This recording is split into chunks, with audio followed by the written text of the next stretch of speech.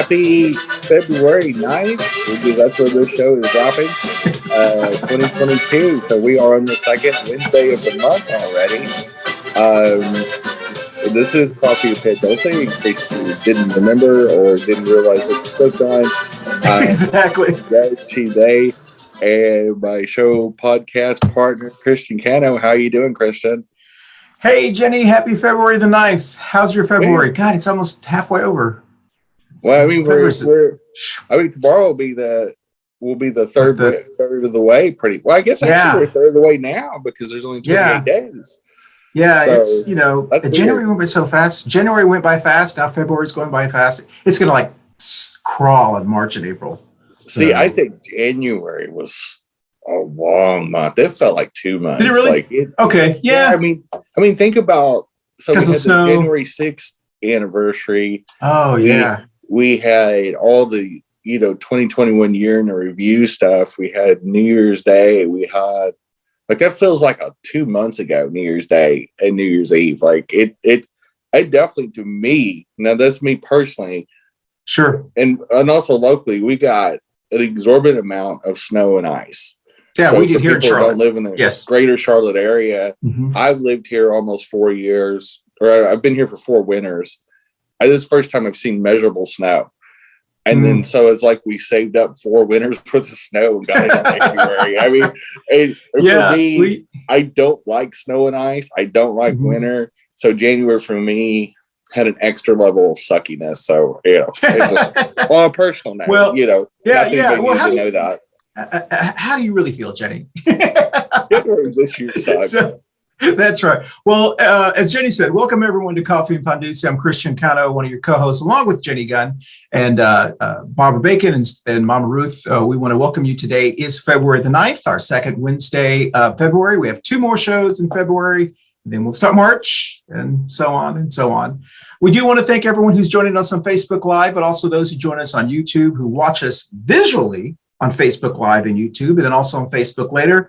But also those who now watch or listen to us on your favorite audio podcast platform like Google, Amazon, Spotify, all of the others, podcasts, all the other ones, Apple. Isn't it ironic that after over 3 years of doing this show and almost 200 episodes, that the moment we decide to go ahead and start adding to our arsenal of platforms, the audio podcast world, which we're methodically uploading, or the producer Christian is also, he's the co-host and the producer of the show. Does all the technical background stuff. I look pretty, but we're, you're it is. But isn't it ironic that the month that we decide to really go full bore, Spotify is neck deep in alligators over Joe Rogan, which we'll talk about today. It's just hilarious. It is hilarious, Jenny, and I know we could do, it's just bizarre. We'll talk about it a little later because, today's topic is not going to fill the entire show. But as Jenny mentioned, welcome. And watch us on your favorite audio podcast platform, which Apple, Google, Amazon. But, if you got to watch us or you listen to us on Spotify, please do. So with that said, I do want to, Jenny, go slow right now as since it's just you and I carrying the show today with St. Bernie and Baby Trump Pinata. Those who are listening to us on your podcast station, you can't see Baby Trump Pinata, but he's one of our guests. He sits there and he's wearing a mask, so we keep him quiet. And St. Bernie has also been here. He's got, I don't know what those candles are called. They're the candles you light with the Virgin Mary on them. And anyway, he's got a sign that says "Made in America by Immigrant Hands." So Jenny, introduce yourself, please, and your imaginary button. Good day. Hi, I'm Jenny Gunn. My imaginary buttons, if I was wearing some. Many of the causes I'm passionate about, of course, is Charlotte Pride, the local Pride organization. I'm a board member of the National Organization for Women, the local Charlotte chapter, and have been so since 2019. I'm also very much into anything advocating for the disenfranchised, the people that get othered, typically by the Republican Party. a political activist and all around advocate. I'm also really a strong supporter of healthcare for all. I think it's a human right. I think it's an economic necessity too, and a competitive is in so many different ways. And I also believe that, the time has come to address income inequality with billionaires, the 700 and something billionaires in America, owning now and controlling over 60% of our economy. It's gotten worse than ever. It's the worst disproportion and redistribution of income in American history, and worse than even during the robber barons era, which was, we were supposed to never duplicate that again. And somehow, through a lot of Republican presidential mistakes since Nixon, we have now just put billionaires on a disproportionate economic map, and it's destroying America. Jenny, you made some good points, and I was listening to the show, our last week's show on the treadmill.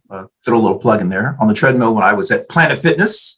And I know you had mentioned that about healthcare for all, Medicare for all being an economic, what you said earlier. And I thought, oh, that's great. I wish the Medicare for all people would pick that up and run with that marketing, or not marketing, but those talking points. I think every, whether it's a nonprofit organization or a political action committee or advocacy or a for-profit corporation, you need to have some very simple value statements or marketing statements that people can hear and go, well, that makes sense, because exactly, most people don't have the time or the free time to do a deep dive in every subject. It's, sure, people do have lives outside of watching. Believe it or not. It's incumbent upon if you really want to put your best foot forward, is to make some small, digestible, easily understandable lines to help people identify with your cause or your project or your product. I mean, that's why a lot of companies have very specific slogans, like McDonald's, sure, for saying I'm loving it, or Coke and a smile, or whatever it was, and presidential candidates, usually have one or two memorable taglines that get people's brains, thinking their way. Mm-hmm. And so, healthcare is a human right, but it's also, something that I think economically, if you look at the 40 largest economies that also happen to be democracies, that are comparable to us in a lot of ways, is the United States. It's helped their economy, and it's helped their people, and it actually makes them more competitive, not less competitive. Well, there's a lot of reasons why. No, I think that would bring over a lot of what they call fiscal conservatives.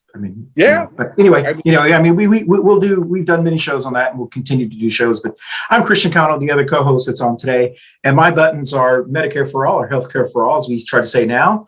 Moms of Action, gun sense legislation. If you're a member of Moms of Action, I think your calls are tomorrow night, or last night, which would be Tuesday night, the 8th.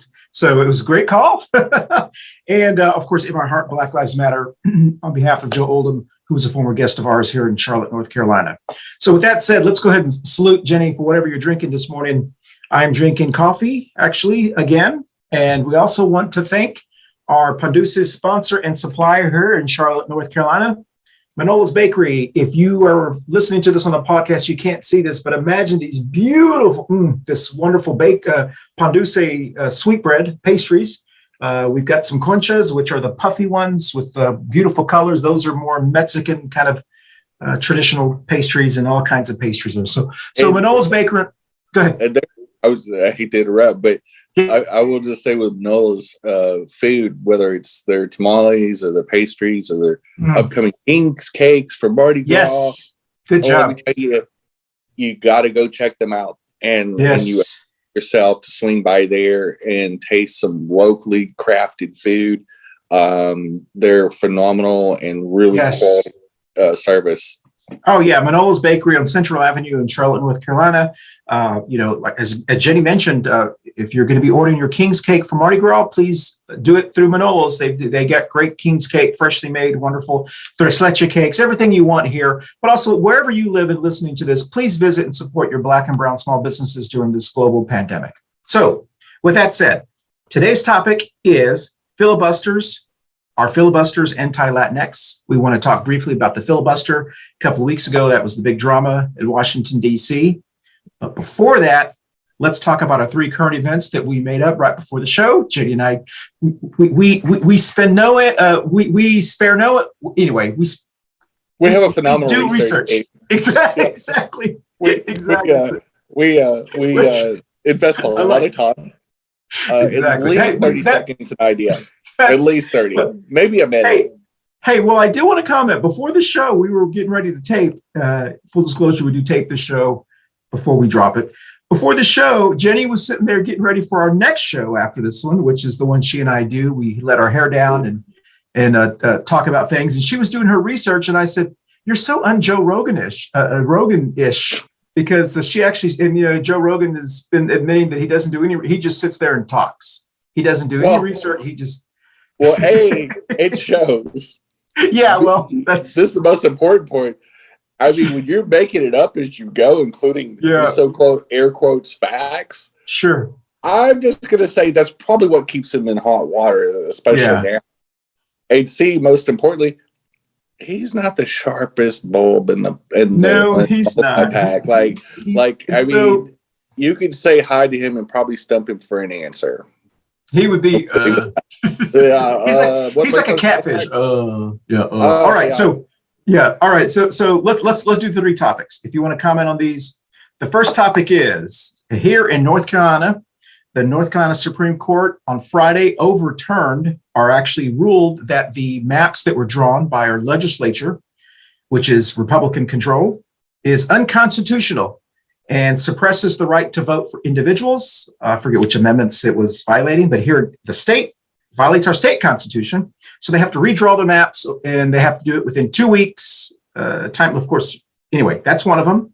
The second one, and I just got to read this title because it was just I kikied when I read it. New York City's vegan mayor Adams hooked into admitting he eats fish.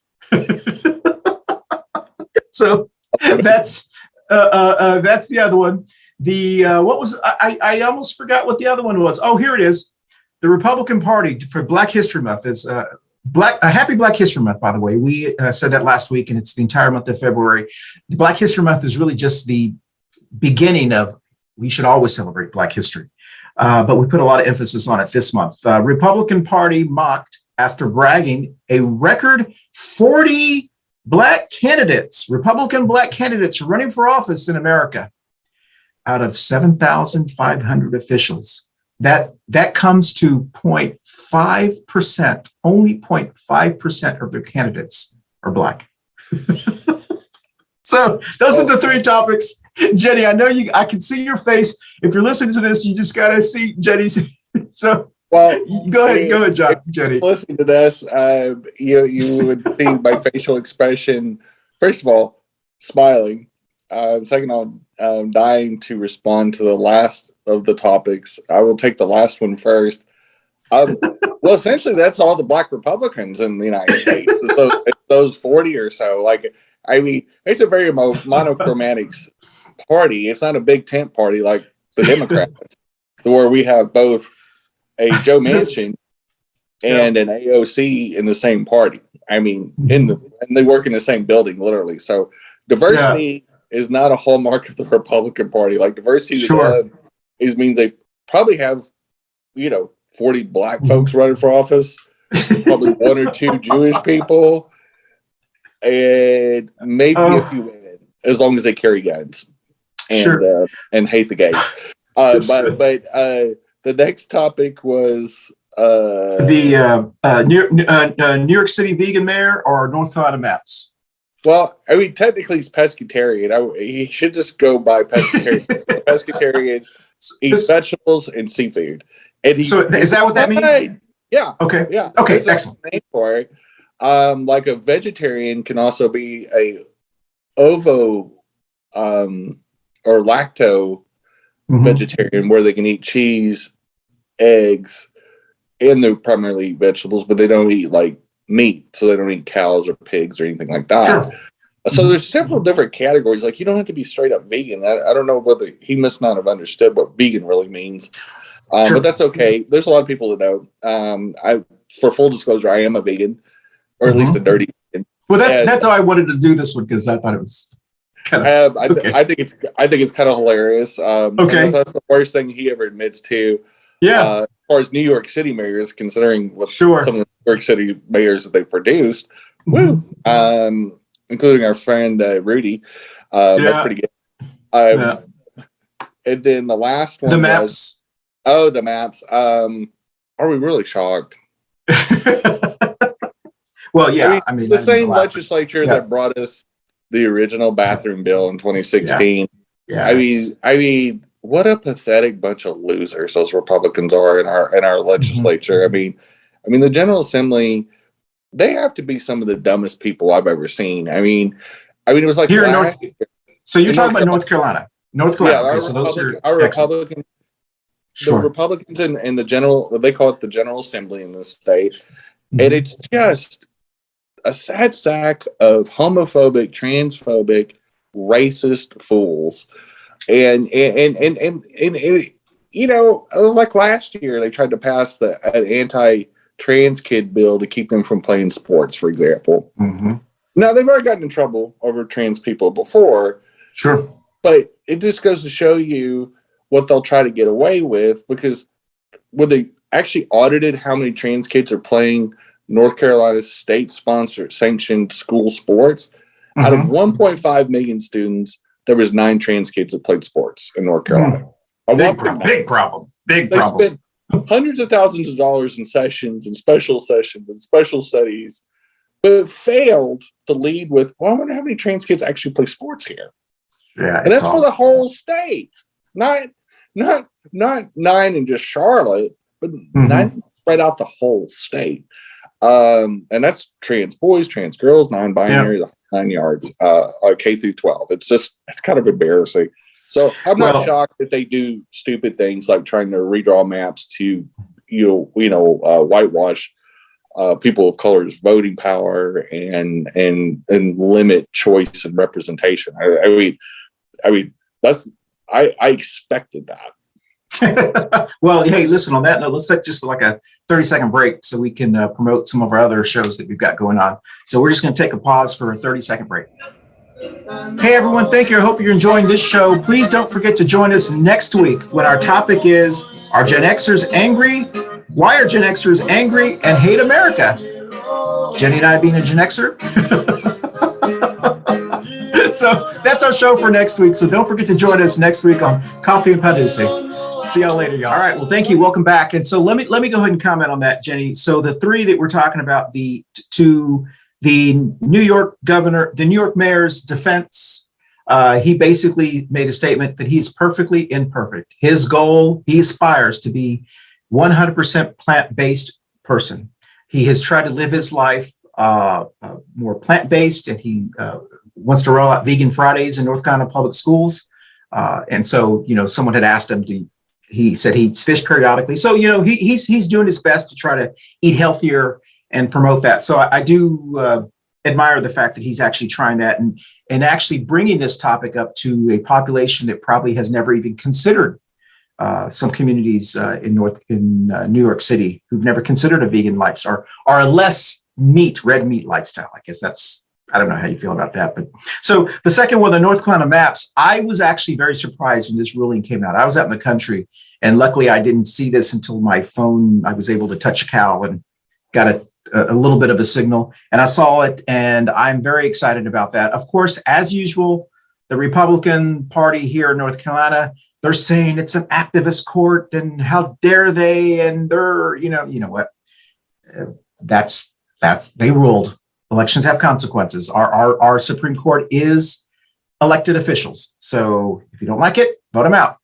The last one, which was, I forgot what our the Republicans. So this is what's so, I don't want to be humorous. It's really pathetic.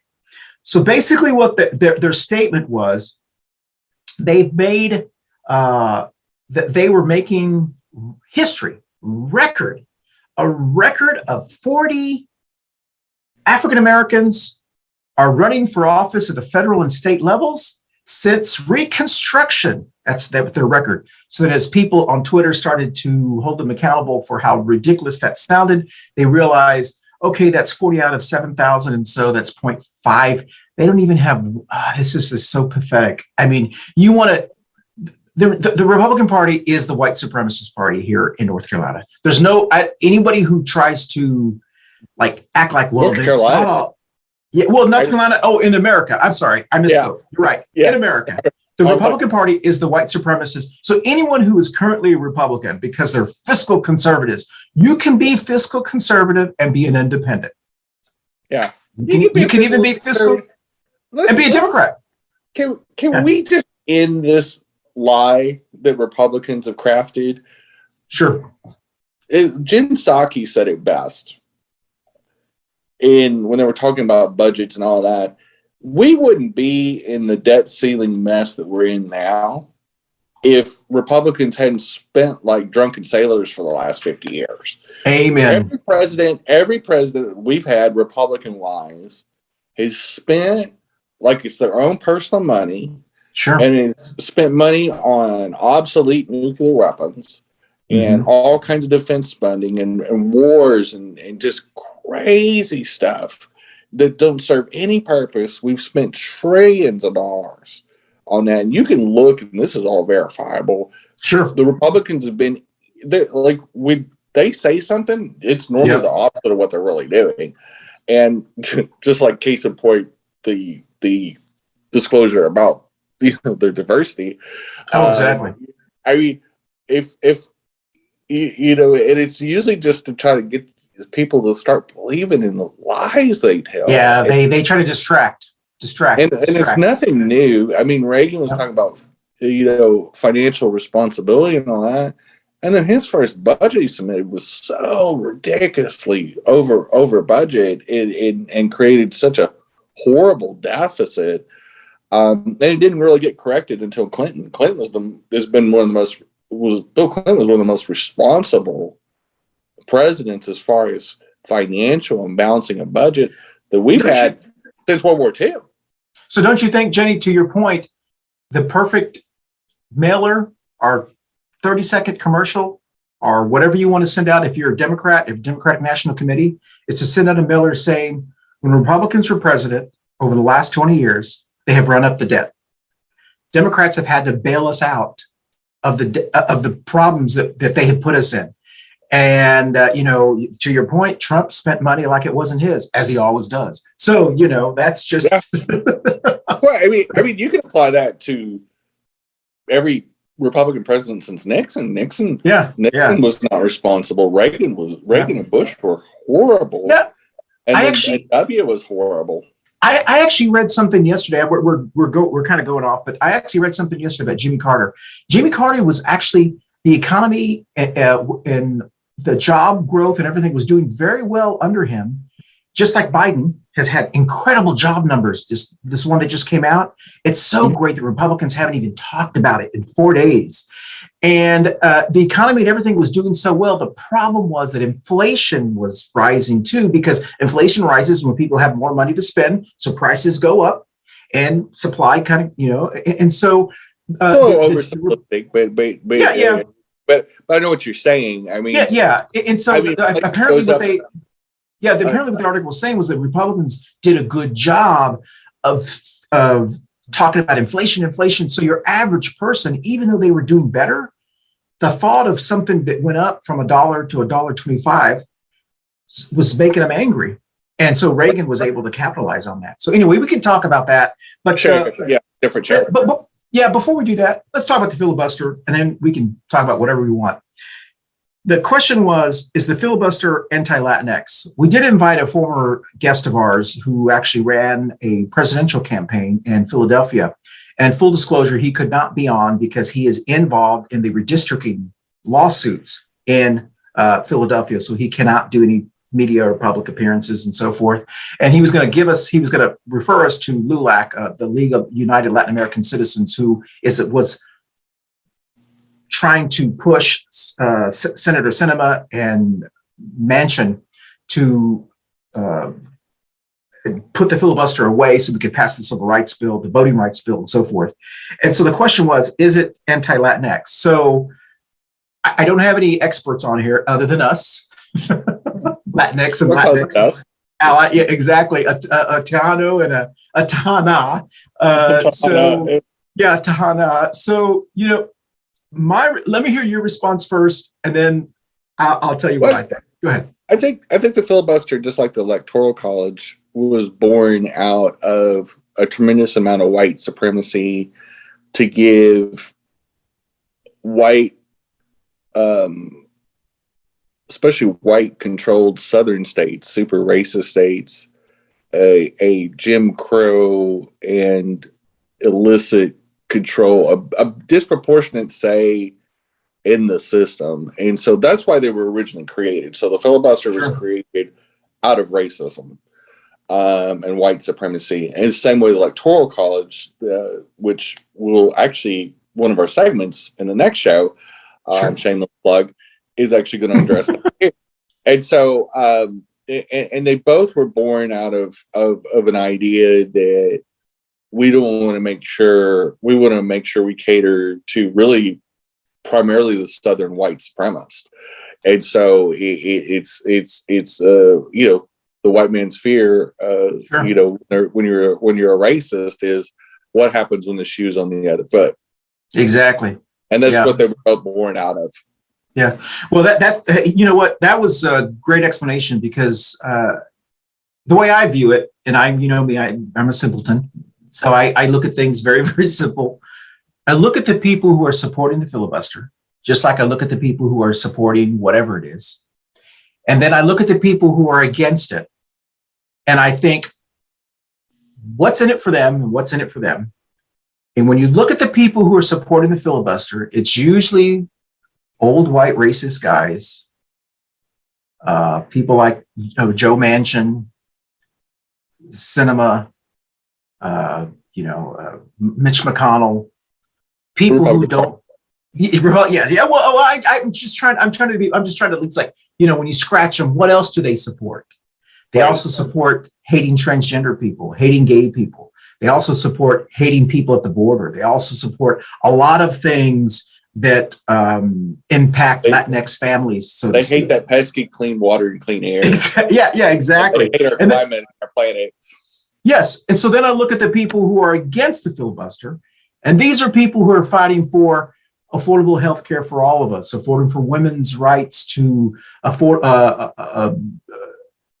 for Latinx people to not be marginalized, for us not to be second-class citizens, to get us on a level. So I look at those, and it's very simple to me. Apparently, the people who want the filibuster are people who want to keep Latinx people down. And the people who are against the filibuster are people that want to lift us up. So to me, it's a no-brainer. Look at the people who are supporting something. Whenever Ted Cruz supports something, I know it's probably a dumbass idea. So more often is that fair? Is that fair? I mean, you know, I think he's just a party lackey like the rest of them. Yeah. And I think, I mean, you can see how he flip-flopped on Trump, and it tells you all you need to know. I mean, threw his wife under the bus. Each other, you know, when they ran against each other, you know, he was a never Trumper. And as soon as he got the nomination, Lady Ted Cruz was on her knees, pathetic, servicing Donald Trump. And hey, that's for the next show. Literally was complete and total sellout. And Marco Rubio the same way. The two chief competitors, they were the two most competitive and top vote getters behind Trump in the 2016 primary. And you know, both of those guys had the illusion that they would ever be president. So Jenny, Jenny, I know we're digressing, but I have to throw this in because I don't know when I can throw this one in. I've always been so embarrassed that the two people that were running that year to represent Hispanic men, Latinos, Latinx men, whatever term you want to use, right, macho, were the two gayest Latin people in America, Ted Cruz and Marco Rubio. And I was like, oh my God, this is like the example that we want to give to. And we have to full disclosure, closet, effeminate, yes, highly yes, emotional. Exactly. I meant yes, the biggest drama queens. I mean, just big old queens, and I mean, and you talk about the Republican Party or any party, there's studs and duds. Yeah, and those two were duds. Like there were a horrible representation for Republicans, and like when they got out debated by Trump, and Trump could barely fog up a mirror, and his daddy had to buy him a degree. It just how Ted Cruz has a law degree is beyond me. I guess they have D students too. Like, I mean, well, how is that mouth breather and fool clown car a lawyer? Because he's incredibly obnoxious. He will talk you to death, and he is, if you listen to him. And so it just reminded me when he was defending his wife, when Trump had said something about his wife, and he said, "How dare Trump I will stick up and slap you in the face, and I will pull your hair." He didn't say that, but that's just kind of the way it came across. Right. Now he's like, "Oh, I love Trump. I love him so much. I love him. How many days was it after he was in the ring though? It's like Trump secured the nomination, and before he even got officially nominated, that's pathetic. Just slathering on the love and just new. And I'm like, boy, your standards and your backbone. Mm-hmm. Like you need a spine donation. Like they were like a tender match. It was like a tender match. Like he swiped and they match. Oh, I love you. Right and swipe left. It's like, dude, hey, that's a good joke. It was sad. Marco Rubio. Yeah, he's just a turd. He just what a sad. I expected more from him. I expected more from Marco Rubio. But I think the people in Florida know. Like I think they're kind of used to him just being a dud. And I honestly, it's kind of funny.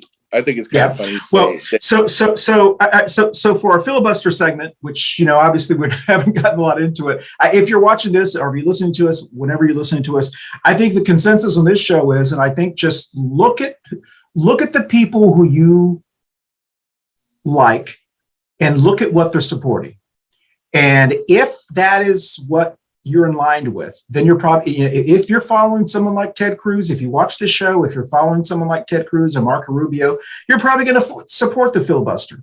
And I mean, you probably support a lot of things that are against your best interest. I would assume that if you're supporting, if you want your family to live in a more equal, in a society that treats people a little bit better, and you probably be against the filibuster. As Jenny said, I think a lot of historians are realizing now that the filibuster was started, to kind of protect white supremacy. And I don't think that's a big controversy. I think people are pretty, that has come out over the last year, right? I mean, that's not something new. No, I mean, even when it was debated, both Electoral College and the filibuster were both hotly debated. But they clearly knew even in the day that it was born out of kowtowing to Southern white states that were white supremacy states. And were afraid that the black vote would overwhelm them and they wouldn't be able to pass anything. So they decided they wanted, I don't know. I'm not a historian. It gave them disproportional equal standing with the much more populated North. Sure. And so it gave them powers they didn't deserve. Yeah. Gave them an ability to, sway and delay progress. Mm-hmm. And it really kowtowed to conservatives, no matter what party they were in. It was designed to do that. Like it was designed to slow down progress, especially when you're talking about the Civil War and Reconstruction and all that. You're talking about a time where the first 70 years or so of American history as a country, as a nation, independent of England, wasn't super eventful. And then with the outbreak of the Civil War and the Reconstruction time, there was a lot of controversy. A lot happened politically. And so a lot of change happened. And white supremacist conservatives don't like that. They can't keep up mentally. They're very linear thinkers. They're very, very controlling, very authoritarian. And this was a power grab to get both of those concepts. And I really lump Electoral College and the filibuster together as two examples of white people trying to pass themselves off as a minority and minority rights. Well, they're doing it now. and giving themselves a sympathetic whitewashing of what they really are. And really what they need to be referred to is authoritarian dictators that grab power when it's not earned or deserved. And white supremacy and slavery, both, I could flush out one thing and eliminate one thing in America and just say anybody that thinks this way needs to go. That would be it. Yeah, I agree with you. So listen, with that said, if you like what you're hearing, we're going to take a brief pause so you can hear about our show that comes on after this, Two Queers in a Truck. We'll take a brief pause here. Hello, everybody. We got Two Queers in a Truck, another episode in the can. We appreciate y'all watching and tuning in every week. Hope that you tune in to our podcast, both with Coffee Pan Dulce and Two Queers in a Truck. We talked about all kinds of things this week, from white supremacy to Joe Biden calling somebody a son of a bitch to a whole bunch more. Thanks for tuning in, and y'all be safe. Bye, boo-boo. Well, welcome back. I hope you liked that promo, and you'll be joining us right after this one, about 15 minutes later, Two Queers in a Truck, where Jenny and I say what we truly believe. And so, that's... Did we really hold back on this show? Exactly. Well, maybe I should just ask myself that. That's true. We do get a little bit more off the rails on Two Queers. Yes. Obviously, we go from coffee and pastries to Two Queers. So that obviously is the names. Yeah, listen. So we only got about 20 minutes left on this show. So what you mentioned was, kind of to your point of or my joke about if you really want to know what we think. So apparently, speaking of what you think, Joe Rogan, who has been in our conversation, our sphere over the last couple of weeks, and as Jenny said when the show started, we just decided in 2022 to start dropping our 170 something. This is our 178th show. So we had like 175 shows before when we made the decision to start dropping our shows on the podcast system to listen, the audio podcast systems. And, that's going to take some time. We're dropping 10 a week. And through the last 3 years, we've got all that inventory. And so when we started dropping it, I just like you, Jenny, I guess, I thought, okay, Apple, that's a big one. Google, Amazon, Spotify is the one a lot of maybe younger people know about. We're still waiting on iHeartRadio, and once that drops, I think we'll get a different demographic with that one. But there's about 10 of them that we're on now. And as we started dropping them, that's when we started kind of paying a little bit more attention to Spotify, because admittedly, I hadn't really been paying a lot of attention to audio podcasts, but I started to. And then, of course, this all comes out about Joe Rogan and everything. And so I've been paying a lot of attention to it. And now they pulled almost 100 of his past episodes because of the N-word that he said in the past. And of course, he had at least.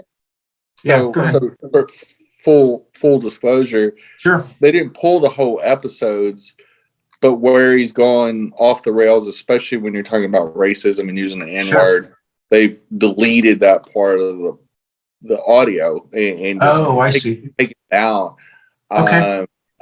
So of course, the conservatives, that for whatever reason are trying to die on this hill. Mm-hmm. Oh my gosh, it's censorship and all that. And I read a very important article about it from several different financial and pro-business deals. It really isn't. It's really it's an economic decision for them to edit these shows to have a standard. And they bought his show. They paid $100 for it. And part of that contract is to be able to edit these shows. So it's different. So it doesn't violate free speech from this angle. And two angles, and I read a really good blog about this actually today or yesterday, and the two most important points that this writer wrote about was, one, Spotify doesn't owe Joe Rogan anything. They when they hand you $100 million, they have editorial control and final say what plays on their network. That's a very important economic point, and a very important point. It's not free speech. He's not standing on a street corner with a megaphone. Okay. Different conversation. He didn't do this for free either. The second most important point, Spotify listeners that are leaving don't owe Spotify anything. You can leave anytime you want. It's federal law. And so if people want to vote with their feet and walk away from the Spotify network that are current listeners, podcast listeners, music listeners, they're more than welcome to do so. That's just the free market work. If they don't want to have an association with a company because of bad business dealings or uncomfortable things or things that they support, that's just the market at work. I've given up things and not done business with certain companies like Chick-fil-A, for example. I don't eat their food. I didn't really like it anyway, so it wasn't me. I'm not a big fan of chicken. Being a dirty vegan. So to me, I call it voting with your feet, voting with your dollars. Yeah, well, it's a very American thing to do. Yeah, well, like Republicans cancel businesses all the time that don't go there, Planned Parenthood or whatever. Like, the Republicans have a very short-term memory where they remember only what they really want.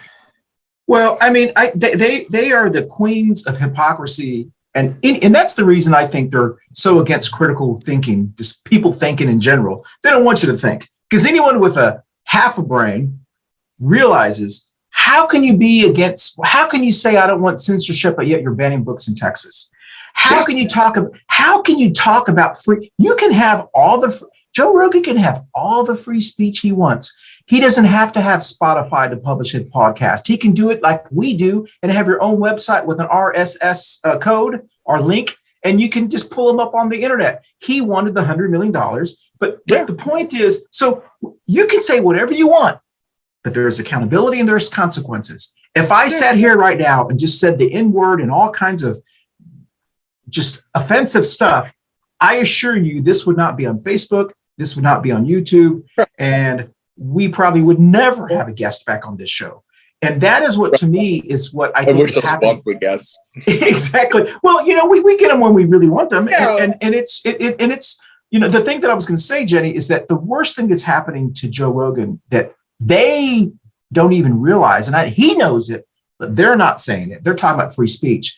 What Joe Rogan is losing the most, and the reason Spotify is losing, there's an article saying that 1/3 of his listeners have already started to drop him off, are not listening to him, or also they have already canceled their Spotify subscription when it runs out. They've lost 1/3 of their, since this all started, not to mention the people over the next couple of months that he's going to be losing, because no one's going to want to go on his show. When you get The Rock that defends you, and then has to backtrack defending you, and then has to backtrack saying, well, I didn't really realize he was such a racist, you're in trouble. Because, so when you get someone like The Rock, and then, Andrew Yang, who wanted to jump in this, you and I talked about this before the show, who jumped in and said, because he was actually on Joe Rogan's show when he was running for president in 2019. And so he came to his defense, and he said, about, well, he's not really racist. I like to believe the best in people, especially since I've met him in person, and he works around a bunch of Black people, so he can't be racist. And it's like, that's like first of all, you have an Asian guy in America in 2022 saying that, and then he's a Democratic. Well, he ran as a Democrat. It was. So fortunately, our new Democratic National Committee chairperson who ran for Senate in South Carolina, Jamie Harrison, I believe is his name. I should know this. He tweeted immediately, dude, really? Do you really want, it's almost like, do you want to die on, is this the issue you want to die on? You know, well, Andrew Yang is not even a Democrat anymore. So he left the Democratic Party. Is now set up his own independent party because, well, quite frankly, anybody that is a loser in politics that sets up their own party, it's because they failed so fabulously. Like you know, Republican wannabes that go and join the Libertarian Party, they can't compete with the Republican platform because they're not quite nutty enough. So they go to the Libertarian Party to land somewhere soft where they can say their own brand of kookery. Andrew Yang, that's lost incredible. I mean, this guy went from being a billionaire, fairly famous, semi-front runner in a presidential race to trying to run for New York City mayor. Exactly, and had to pull out. He was terrible. And he got obliterated. I mean, he didn't just get beat. He got obliterated despite all the money he has. He couldn't even wait. Granted, New York City mayor job is a plum political job. Yeah, that's like a governor job. Yeah, I mean, as far as the publicity, New York City has more people than most states. Exactly. But let's just say, in back-to-back years, he shifted from presidential candidate and a top 10 one in the Democratic Party to freaking mayor. Like he didn't even run for Senate or Congress or anything like that in 2022. He just dropped from that and now is not even part of the Democratic Party. Is created his own. Now has to delete a tweet going, well, what had happened was that's not really what I could say. With that, let's take another 30-second break. We only got 10 minutes left. Let's take a brief break to talk about our upcoming shows. We'll take a break. Hey everyone, thank you for watching us on Coffee Pan Dulce. Don't forget our February shows are out. February, we've got 4 great shows. The first show is Anti-Vaxxers on Brain Surgeons. Great show we'll be talking about. I think Dr. B will be back with us on that show. The second show in February, Filibusters. Are they Anti-LatinX? We'll be talking with our neighbors about that. The third show is, I think Jenny and I will love this show. Gen Xers are angry and hate America. Why are they? We'll be talking about that topic. And then the last show of February will be, what is the dumbest American state? Texas or Florida? I don't know, Jen, you got an early prediction? I'm going to say it's a battle of the wits. Half on each side. All right. Well, those are our show in February, so don't forget to join us in February. All right. Well, thank you very much, and I hope you watch one of those upcoming shows over the next couple of weeks. Our February schedule, and we'll be releasing our March schedule of topics. As always, our March schedule of topics, I think you're really going to like. They're going to be different from February. Wait till you see them. Anyway, so on that point, Jen, people are going back now on Howard Stern saying, because Howard Stern was against Joe Rogan and his irresponsibility about the COVID stuff. So now the Joe Rogan people are going after Howard Stern saying, well, it's not fair. Howard Stern had blackface in the 90s and made jokes with so forth. And Howard Stern did. And he was raked over the coals, just like they're doing Joe Rogan. But it's interesting. It's very suspicious. It's almost like the Joe Rogan publicity people have decided to try to throw Joe Rogan, Howard Stern. You have a legend in shock jock comedy to Joe Rogan, a guy, as we mentioned, who doesn't do any preparations for a podcast and just goes. He's actually, as far as hosts are concerned, he is the truck testicles. Like they have the truck testicles in redneck areas hanging out. I know exactly what you're talking about. He's the truck testicles of radio show hosts. Exactly. I mean, literally think about it for just a second and let it sink in about how funny that is. And I didn't come up with that. I saw that on Twitter. But literally, I mean, at least Rush Limbaugh, and I'm not going to defend him, and the late Rush Limbaugh had some level of, not much, but had a little bit of. It's just a club. I mean, just a schlub and a jock and just So, I mean, dumb. I mean, I'm talking about so dumb that if you tried to get him to spell cat, you'd have to spot him the C and the T. I mean, here's the thing that I was thinking about last night, Jen. And I'm not sure if I can verbalize this. You know, I have a hard time, and I probably should have gone over this with you before, so you can help me. Uh-oh.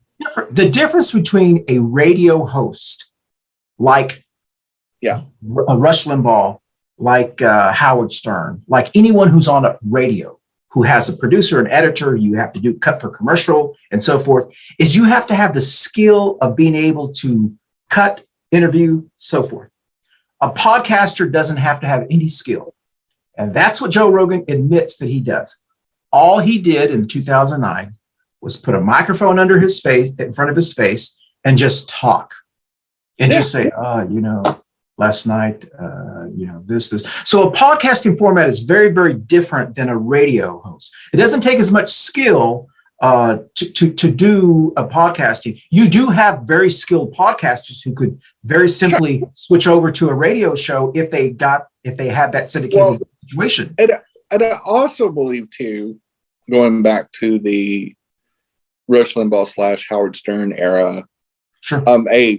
We didn't have the technology of podcasts back then. This was pre-smartphone, and honestly, early days. I mean, they came about kind of in the early days of the internet, and really a different era of audio, podcast / radio. Sure. Because really podcasts are the radio of our day. Exactly. Exactly. Radio is such a dying format. But those two gentlemen, I think the biggest difference though was one, that they paid their dues in so many ways in journalism. They were both their roots in journalism, and even though they both their shows in very many ways were cringy, problematic on both sides. I mean, Howard Stern, very sexist, very misogynistic, very racist himself. Rush Limbaugh, homophobic, hypocritical. It just very, very problematic. And probably in today's standards, I'm not sure what they did, especially in their heyday in the 1990s when their show was at a peak. I don't think today they could even be on the air. No, I do believe Joe Rogan gets a little bit more of a pass because he really is just a comedian. Exactly. Well, he's not going to be funny. He thinks he's at least funny, and in some of his other evidence, like his gross out comedy reality show, which I'm blanking on the name. Fear Factor. Yeah, he was very. I used to watch that show. I actually loved it. I love trash TV. I love reality TV. But don't you think? Hey, Jenny, don't you think there's a very big difference? Because I've seen some comedians come to his defense, and you've seen the type of comedians they are, and then you've seen the comedians that almost have cringed and like, don't put him in the same category as us. Well, first of all, his podcast is not a comedy podcast. When you're spreading disinformation about COVID vaccines, when you're using the N-word and you're white, I don't even like when people of color use the N-word.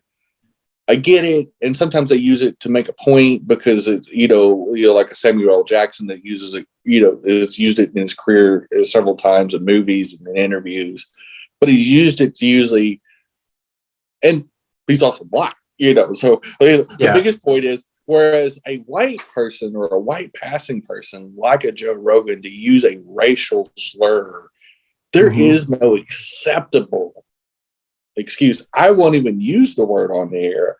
I will say the word, just like I won't use the slur for Latinx people. Yeah, I know which one you're talking about. There's several of them that I've used. They're cringy. You can use it though. You're Latinx. Yeah. I'm an ally. You shouldn't. In my opinion, you shouldn't. I think it's cringy.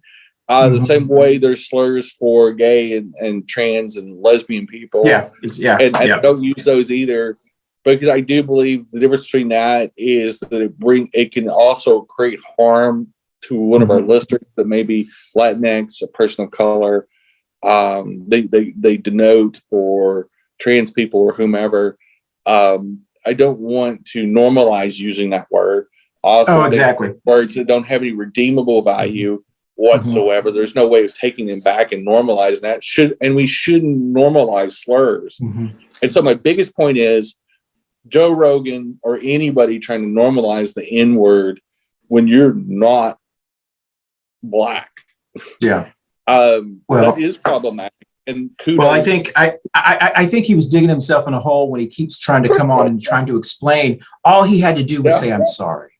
Yeah. But he kept tried to dig it hole. It's one of those, well, what happened was, it's like, just shut the heck up and just, to your point, Jenny, they're going back and they're pulling a bunch of stuff. Today, they pulled out some stuff that on Twitter about him making fun of an 8-year-old young boy with disability, mocking him with his mannerisms, kind of like the way Trump did.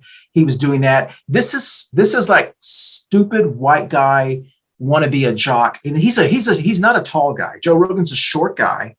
I guess probably when he was younger considered himself a musclehead in his mind, a musclehead, which is why he took up Taekwondo. Taekwondo, where you do the imaginary chop, chop, chop, chop. You don't actually fight anybody. So he's like the karate, like the air guitar kind of champion. That's kind of what Joe Rogan is. And so when he's doing UFC, like he could actually get into the ring, with the UFC people. Oh, he did. Yes. So what they're going back. So they're going back. I would watch Joe Rogan by a legitimate UFC fighter. Like I think a lot of people would watch that on pay-per-view. Like that it wouldn't hurt my feelings at all. Well, and so they're finding a bunch of stuff out. So then I start thinking about us because we only got about 5 minutes left. We're dropping all of our shows from the last 3 years, and as we're dropping them, and I thought, one day I'm confident we'll be picked up, either this one or the second show. And people will go back and they'll look at some of the things and they'll find that clip where I actually used that word that you were talking about earlier. And I remember your face afterwards. Oh, don't use it. And they'll probably play that and ask me, how dare you? And my response is going to be, I planted it because I just wanted to have some controversy. Well, full disclosure, you're no stranger to controversy. That's no, exactly. I love you, but and I'm not going to repeat what happened. Oh yeah, I know. But let's just say that my partner in crime here, got himself a little hot water on something he said. And it happens to the best of us. And you've spent, to your credit, because we're both personal close friends too. So off camera, that's why sometimes we say some inside jokes that we have to explain because we talk off air and spend more time off air than we do on. We do. and we've got similar senses of humor, two catty girls here, and we're just cray. But and at least I'm funny. Sure. But anyway, but the whole point is I'll tell you the difference between somebody like you and Joe Rogan.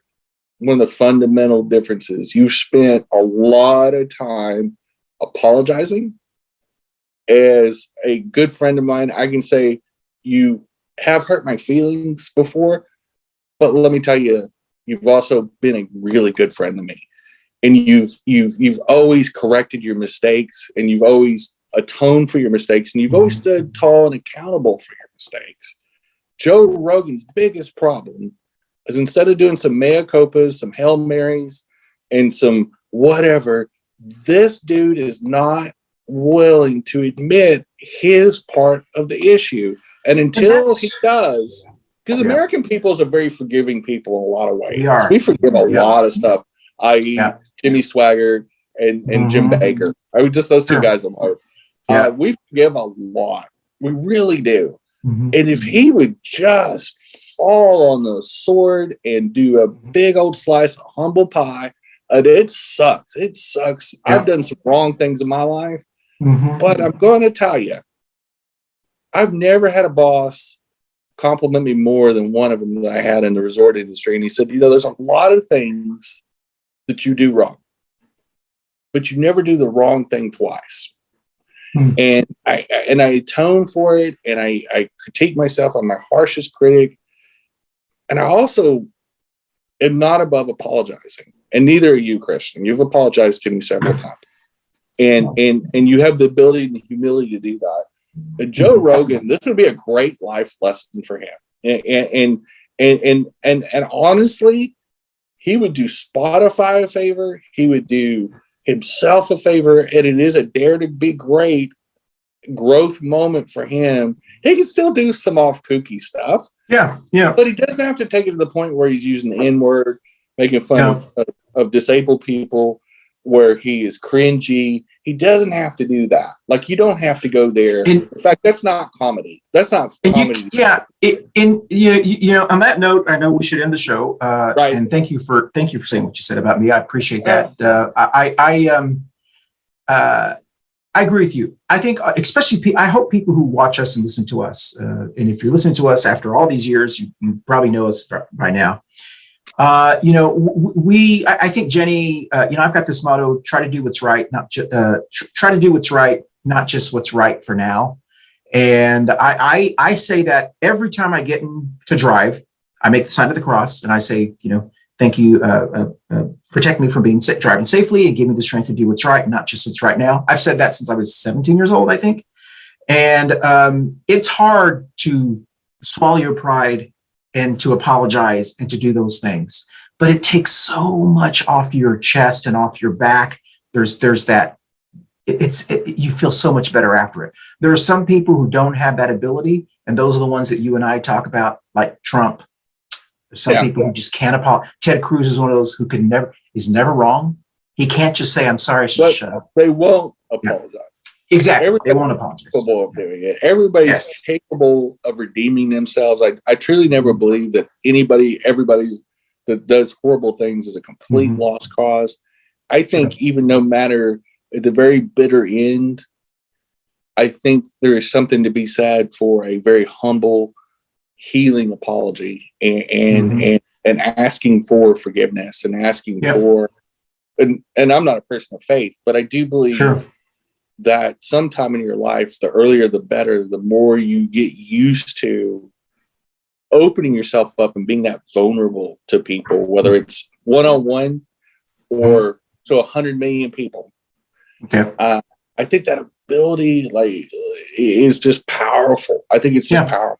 And it would do him a world of good. And we don't see be a better man for it.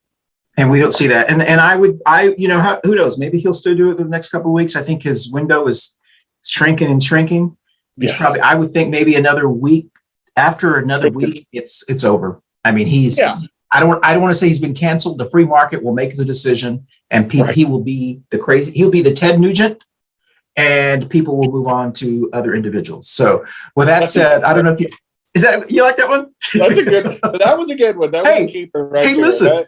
Listen, for those who watch us and those who listen to us know how hard it is for me to get a pat on the back from Jennifer Gunn. Well, but I will say that was a nugget of copy right there. Thank you, darling. Comparing Ted Nugent to Joe Rogan is probably one of the best comparisons of two conservatives that have gone off the rail. Exactly. They didn't have to because of problematic things that they said to. Yeah. So with that said, we're going to end this show. Jenny, in 30 seconds or less, tell us where you're going to be over the next week before our next show. And then we'll get going. I'm pretty much low key in it for most of February, but you'll see me again in about 15 minutes. Other than that, no big plans for the rest of the week. Excellent. So I will be watching the Super Bowl. I know Jenny will probably, I don't know, Jenny, I was going to invite you, but I know you love foosball. So anyway, I'll be watching the Super Bowl. I'm rooting for the Cincinnati Bengals. I've made the decision that I'm rooting for Cincinnati, even though I'm okay. Well, I'm an NFC guy, if anybody knows what that means, but I'm going to actually root for the AFC on the Super Bowl. And then, we'll be getting ready for next week. Next week's show is going to be a great show. Jenny and I are both Gen Xers, and we will ask each other the question, and maybe we'll have some other Gen Xers on the show that we know. Why are Gen Xers so angry and hate America? It's like an angry generation. So that's going to be next week's show. And then the week after, the last show of February 23rd, what is the dumbest American state? Texas or Florida? So we'll be talking about those two. Listen, we do want to thank you so much for joining us. We want to thank the 27,000 people that have watched us on Facebook Live on our visual of our video podcast, and also the new people who are listening to us on our audio podcast shows. We want to thank you so much, and we will see you next week. Stay tuned. In about 15 minutes, if you want to know what we really think on on our show, Two Queers in a Truck, Jenny leads that show. We'll be on that one as well. So I will put the music on and we will say goodbye. All right, here we go. All right. Bye, y'all. Thank you for watching us on Coffee Pan Dulce. See you next week. Be safe. How was that? Great ending. That was good. Hey everybody, thank you for tuning in and watching our show every week.